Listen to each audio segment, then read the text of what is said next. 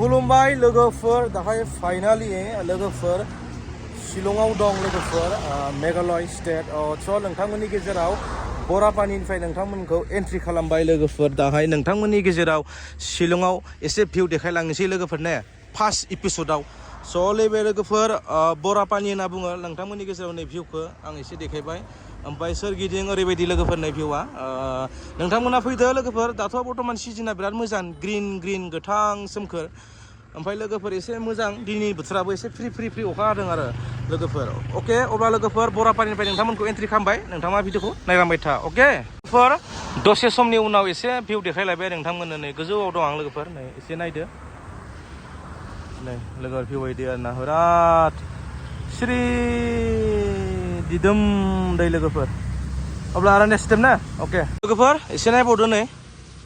फुरा गोजौआव दं आरोना लोगोफोर दाहाय शिलंआव मोनफैबायना पुलिस बाजाराव नोंथांमोननो भिउ देखायनो लोगोफोर नै अ लोगोफोर नै शिलं ट्राफिक पुलिस शिलं स' लोगोफोर नोंथांमोननो बारा नामानि भिउ देखायासै आङो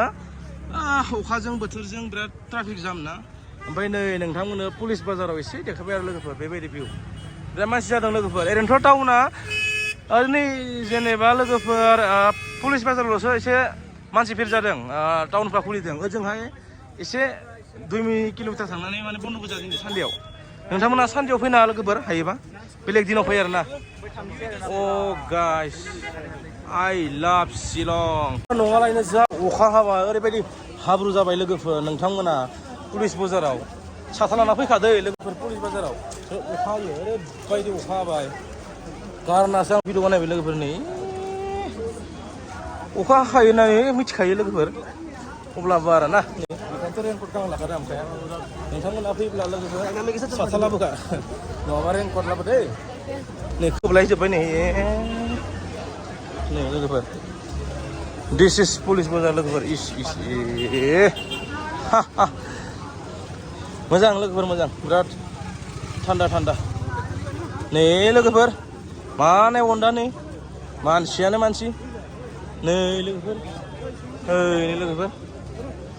अके लोगोफोर नेक्स्ट स्टेप आरो ना